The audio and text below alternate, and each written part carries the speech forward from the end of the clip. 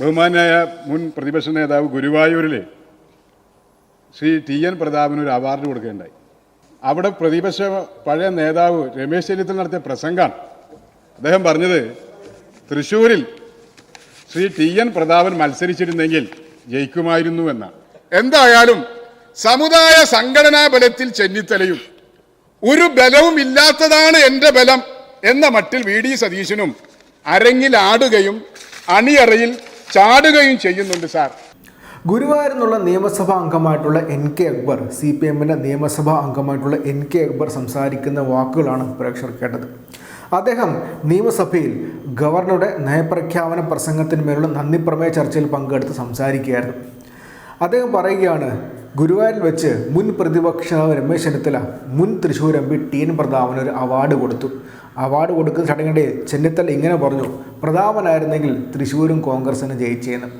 അതിന് അദ്ദേഹം പറയുകയാണ്, NK അക്ബർ പറഞ്ഞ കാര്യമാണ്, പ്രതാപനെ കൊണ്ടുവന്നത് സുരേഷ് ഗോപിയെ വിജയിപ്പിക്കാനാണ്. എന്ന് വെച്ചാൽ പ്രതാപനെ മാറ്റി നിർത്തി K മുരളീധരനെ കൊണ്ടുവന്നത് സുരേഷ് ഗോപി വിജയിപ്പിക്കാനാണെന്ന് ഇപ്പോൾ തെളിഞ്ഞിരിക്കുകയാണെന്ന് അക്ബർ സംസാരിക്കുന്നുണ്ട്. മാത്രമല്ല, പാലക്കാട് നിയമസഭാ ബൈ ഇലക്ഷനിൽ രാഹുൽ മാങ്കൂട്ടത്തിൽ SDP ജമാഅത്ത് ഇസ്ലാമിയുടെ സഹായത്തോടെ വിജയിച്ചപ്പോൾ കരഞ്ഞ ഒരു കുടുംബം തൻ്റെ മണ്ഡലത്തിലുണ്ടെന്നും അദ്ദേഹം ചൂണ്ടിക്കാട്ടുന്നുണ്ട്. അത് കോൺഗ്രസിൻ്റെ രക്തസാക്ഷിയായ പുന്നേൽ നൗഷാദിൻ്റെ കുടുംബമാണെന്നും അദ്ദേഹം ചൂണ്ടിക്കാട്ടുന്നുണ്ട്. പുന്നേൽ നൗഷാദിനെ SDP കൊലപ്പെടുത്തിയത്, കോൺഗ്രസ് പ്രവർത്തകനെ SDP കൊലപ്പെടുത്തിയിരുന്നു. ആ SDP വോട്ട് കൂടി മേടിച്ചിട്ടാണ് രാഹുൽ മാങ്കൂട്ടത്തിൽ വിജയിച്ചെന്നും അദ്ദേഹം ചൂണ്ടിക്കാട്ടുന്നുണ്ട്. മാത്രമല്ല, ജമാഅത്ത് ഇസ്ലാമിയായിട്ടും SDP ബന്ധം സ്ഥാപിക്കാൻ വേണ്ടി ഓടി നടക്കുന്ന ലീഗിനെയും നല്ല കാര്യമായിട്ട് അദ്ദേഹം വിമർശിക്കുന്നുണ്ട്. വാളയാറിലെ അമ്മയെ ഉപയോഗിച്ച് നടത്തിയ രാഷ്ട്രീയ നാടകത്തെയും നിശിതമായി വിമർശിച്ചുകൊണ്ടായിരുന്നു അദ്ദേഹത്തിൻ്റെ പ്രസംഗം. അദ്ദേഹത്തിൻ്റെ വാക്കുകൾ നമുക്കൊന്ന് കേൾക്കാം. KPCCയിൽ നിന്ന് കിട്ടിയ ഒരു PP കിറ്റും സ്പിരിറ്റുമായിട്ടാണ് ഇന്ന് പഴയ പ്രതിപക്ഷ നേതാവ് സംസാരിക്കാൻ തുടങ്ങിയതെങ്കിലും എന്തായാലും അത് മല എലിയെ പ്രസവിച്ച പോലെ ആയി എന്നാണ് എനിക്കതിനെ സംബന്ധിച്ച് പറയാം. സാർ, കഴിഞ്ഞ ദിവസം ബഹുമാനായ മുൻ പ്രതിപക്ഷ നേതാവ് ഗുരുവായൂരിൽ ശ്രീ ടി എൻ പ്രതാപന് ഒരു അവാർഡ് കൊടുക്കുകയുണ്ടായി. മുൻ MLA ശ്രീ ബാലറാമിൻ്റെ പേരിലുള്ളൊരു അവാർഡായിരുന്നു. ആ അവാർഡ് കൊടുത്തതിനെക്കുറിച്ച് തന്നെ അവിടെ പ്രശ്നമുണ്ട്.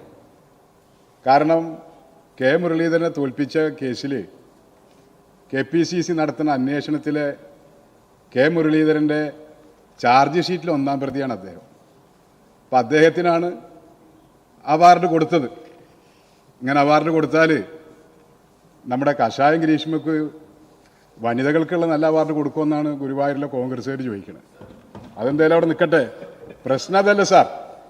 അവിടെ പ്രതിപക്ഷ പഴയ നേതാവ് രമേശ് ചെന്നിത്തല നടത്തിയ പ്രസംഗമാണ്. അദ്ദേഹം പറഞ്ഞത് തൃശ്ശൂരിൽ ശ്രീ ടി എൻ പ്രതാപൻ മത്സരിച്ചിരുന്നെങ്കിൽ ജയിക്കുമായിരുന്നു എന്നാണ്. അപ്പോൾ ടി എൻ പ്രതാപനെ മത്സരിപ്പിക്കാതെ K മുരളീധരനെ വടകരയിൽ നിന്ന് കൊണ്ടുവന്നത് സുരേഷ് ഗോപിയെ ജയിപ്പിക്കാൻ വേണ്ടിയായിരുന്നോ എന്നുള്ള കാര്യമാണ് അറിയേണ്ടത് എന്ന കാര്യമാണ് ഞാനിവിടെ സൂചിപ്പിക്കുന്നത്. അതുകൊണ്ട് K മുരളീധരന് കൊണ്ടുവന്ന് പ്രതാപം കൊടുത്ത കഷായം കുടിച്ച് അദ്ദേഹം അവിടെ സമാധിയായിട്ടുണ്ട്. എന്തായാലും കഷായം ഗ്രീഷ്മക്ക് ബഹുമാന്യനായ നമ്മുടെ ജഡ്ജി വധശിക്ഷ വിധിച്ചിട്ടുണ്ട്. ഇവർക്ക് എന്തായാലും കേരളത്തിൻ്റെ ജനകീയ കോടതി ക്യാപിറ്റൽ പണിഷ്മെന്റ് കൊടുക്കും എന്നുള്ള കാര്യത്തിൽ തർക്കമില്ല. സാർ, പാലക്കാട് ഒരു MLA വന്നിട്ടുണ്ട്, നല്ല കാര്യം. പക്ഷെ ചേലക്കരയിൽ നിന്നും ഒരു MLA വന്നിട്ടുണ്ട്. പാലക്കാട് കോൺഗ്രസ് ജയിച്ചപ്പോൾ സാധാരണ ആരാ ജയിച്ച് അവരാണ് ജാഥ നടത്തുക. യഥാർത്ഥത്തിൽ പാലക്കാട്ട് ജയിച്ച ആൾക്കാർ ജാഥ നടത്തി, അത് SDPIക്കാർ. ഇവിടെ വിഷ്ണുനാഥ് പറഞ്ഞു, ഞാൻ വലത് കൈയും പിടിച്ചിട്ടാണ് പാലക്കാട്ടത്തെ MLA കൊണ്ടുവന്നത്. അപ്പോൾ അദ്ദേഹത്തിൻ്റെ വലത് കൈയിൽ രാഹുലും ഇടത് കൈയിൽ SDPI.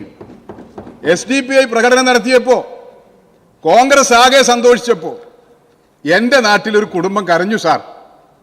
അത് പുന്നയിലെ പുന്ന നൗഷാദ് എന്ന് പറയുന്ന SDPIക്കാരാൽ അരുങ്കൊല ചെയ്യപ്പെട്ട കോൺഗ്രസിൻ്റെ വാർഡ് പ്രസിഡന്റിൻ്റെ കൊച്ചു മകനും മകളും സ്വന്തം ഭാര്യയുമാണ്. അതുകൊണ്ട് ഈ വിജയം പുന്ന നൗഷാദിനെ കൊലപ്പെടുത്തിയവർക്കുള്ള ഒരു അവാർഡ് പോലെ ആയിപ്പോയി എന്ന കാര്യം ഈ ഒരു സന്ദർഭത്തിൽ സൂചിപ്പിക്കുകയാണ്. സാർ, ഞാൻ നമ്മുടെ പ്രതിപക്ഷ നേതാവിനെ ഏറ്റവും മികച്ച ഗാന്ധിയുടെ അനുയായിയായി അംഗീകരിക്കും. കാരണം മഹാത്മാഗാന്ധി വിദേശ വസ്ത്ര ബഹിഷ്കരണം, നിസ്സഹകരണ സമരം ഇതൊക്കെ നടത്തിയ ആളാണ്. അദ്ദേഹം കോൺഗ്രസിൻ്റെ അഖിലേന്ത്യാ പ്രസിഡന്റ് ആയതിൻ്റെ 100ാം വാർഷികം ആഘോഷിച്ചു. ആ ആഘോഷ ചടങ്ങ് മഹാത്മാഗാന്ധി വിദേശ വസ്ത്ര ബഹിഷ്കരണം നടത്തിയിട്ടാണ് സമരം നടത്തിയതെങ്കിൽ KPCCയുടെ ആ യോഗം ബഹിഷ്കരിച്ചുകൊണ്ടാണ് അദ്ദേഹം ബഹിഷ്കരണ സമരം നടത്തിയത് എന്ന് നമ്മൾ കാണും. സാർ, 2021 മാർച്ച് മാസത്തിൽ കാസർഗോഡ് നിന്നൊരു ജാഥ തുടങ്ങി, 4 കൊല്ലം മുമ്പ്.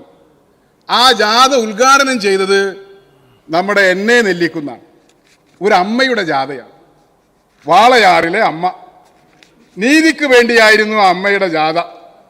പിന്നെ ആ അമ്മയെ ധർമ്മടത്ത് മുഖ്യമന്ത്രിക്കെതിരെ മത്സരിപ്പിച്ചു. മൂല്യബോധമുള്ള ജമാഅത്തെ ഇസ്ലാമിയും കൂടി പിന്തുണച്ചു. ഇപ്പൊ അമ്മ ആരാണെന്നാണ് CBI പറഞ്ഞത്? രാക്ഷസി എന്നാണ്. ആ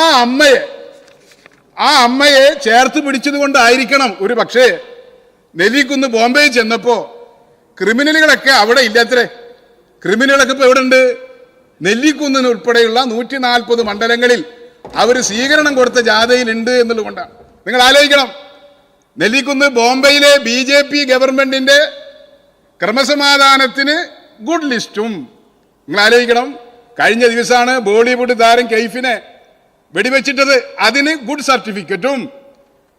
ബഹുമാന്യനായ ജഡ്ജി കഷായം ഗ്രീഷ്മക്ക് വധശിക്ഷ വിധിക്കുമ്പോൾ കേരളത്തിന്റെ പോലീസിന്റെ മികവിന് അവാർഡ് കൊടുത്തു. ആ ഗവൺമെന്റിനെ, ആ പോലീസിനെ മോശക്കാരനുമായി ചിത്രീകരിക്കുന്നത് BJP ലീഗ് അന്തർധാരയുടെ ഭാഗമാണോ എന്നാണ് എനിക്കറിയേണ്ടത്. സാർ, KPCC ഒരു കൊല്ലത്തിന് ശേഷം രാഷ്ട്രീയ കമ്മിറ്റി ചേർന്നപ്പോൾ KPCC പ്രസിഡന്റ് മാറണമെന്ന് ചിലർ, പ്രതിപക്ഷ നേതാവ് മാറണമെന്ന് മറ്റൊരു ചിലർ, 2 കൂട്ടർ മാറിയില്ലെങ്കിൽ ഞാൻ രാജിവെക്കുമെന്ന് ദീപാദാസ് മുൻഷി. നോക്ക്, നിങ്ങൾ കോൺഗ്രസിന്റെ ഒരു സ്ഥിതി നോക്ക് സാർ. KPCCയിൽ എന്തായാലും അടുത്തൊന്നും ധാരണയാകില്ലെന്ന് ഉറപ്പായി. എന്തായാലും സമുദായ സംഘടനാ ബലത്തിൽ ചെന്നിത്തലയും ഒരു ബലവും ഇല്ലാത്തതാണ് എൻ്റെ ബലം എന്ന മട്ടിൽ VD സതീശനും അരങ്ങിൽ ആടുകയും അണിയറയിൽ ചാടുകയും ചെയ്യുന്നുണ്ട് സാർ. എന്തായാലും അടുത്ത പ്രതിപക്ഷ നേതാവിന്റെ കസേര സ്വന്തമാക്കാൻ സൂര്യനമ്പൂതിരിപ്പാട് ഇന്ദുലേഖയെ കിട്ടാൻ വേണ്ടി നടന്നതുപോലെ 2 കൂട്ടരും നടക്കുന്നുണ്ട് എന്നുള്ളതാണ് സത്യം. സാർ, പ്രിയപ്പെട്ട മണ്ണാർക്കാട് അംഗം ഇന്നലെ പറഞ്ഞു ജമാഅത്തെ ഇസ്ലാമി വെള്ള പൂശിക്കൊണ്ട് സംസാരിച്ചു. സാർ, ജമാഅത്തെ ഇസ്ലാമിയെ കുറിച്ച് ചന്ദ്രിക പത്രം, അതിന് CP സെയ്തലി എഴുതിയൊരു ലേഖനുണ്ട്, ജമാഅത്തെ ഇസ്ലാമി ഒരു ചെളിയും കലരാത്ത പരിശുദ്ധ നെയ്യ്. ബഹുമാനപ്പെട്ട മണ്ണാർക്കാട് അംഗം അതൊന്ന് വായിക്കണം. ഇവിടെ നമ്മുടെ ന്യൂമാൻ കോളേജിലെ പ്രൊഫസർ ജോസഫിന്റെ കൈ വെട്ടിയപ്പോൾ NDF ക്രിമിനലുകൾക്കെതിരായി മുസ്ലിം ലീഗ് ഒരു യോഗം വിളിച്ചു ചേർത്തു. ആ യോഗം വിളിച്ചു ചേർത്തത് കോട്ടക്കലാണ്. 2 കൂട്ടർ ആ സ്ഥലത്തേക്ക് യോഗത്തിൽ വിളിച്ചില്ല മജീദ് സാഹിബ്. അതൊന്ന് ജമാഅത്തെ ഇസ്ലാമിയും മറ്റൊന്ന് NDF-ഉമാണ്.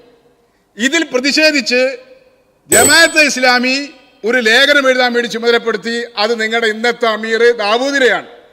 ആ അമീർ എഴുതിയ ലേഖനം എങ്ങനെയാണെന്നറിയോ? തീവ്രവാദത്തിനെതിരെ കോട്ടക്കൽ കഷായം. ആ കോട്ടക്കൽ കഷായവും സെയ്തലവിയുടെ നെയ്യും ഇത് 2ഉം കൂട്ടിക്കലർത്തിയാണ് ഇപ്പോൾ ലീഗ് ഭക്ഷിച്ചുകൊണ്ടിരിക്കുന്നത് എന്നുള്ളതാണ്. ഒരു കാര്യം ഞങ്ങൾക്ക് പറയാം, നമ്മുടെ ഗ്രീഷ്മയുടെ കഷായത്തിനേക്കാളും പെശകുള്ളതാണ് ജമാഅത്തിന്റെ കഷായം. ആ കഷായം കുടിച്ച് മുസ്ലിം ലീഗ് വഫാത്തായാൽ നിങ്ങൾക്ക് തലക്കീൻ ഓതാൻ പോലും ഒരാളെ കിട്ടൂല. കാരണം ജമാഅത്ത് തലക്കീൻ ഓതിനെ അംഗീകരിക്കണില്ല എന്ന് നിങ്ങൾ മനസ്സിലാക്കിക്കോളണം. സാർ, ക്രിസ്ത്യൻ സഭയുടെ ഏറ്റവും പരമോന്നതമായ ഒരു പള്ളി ഹാഗിയ സോഫിയ എന്ന് പറയുന്ന ഒരു പള്ളി, അതൊരു മ്യൂസിയമാണ്.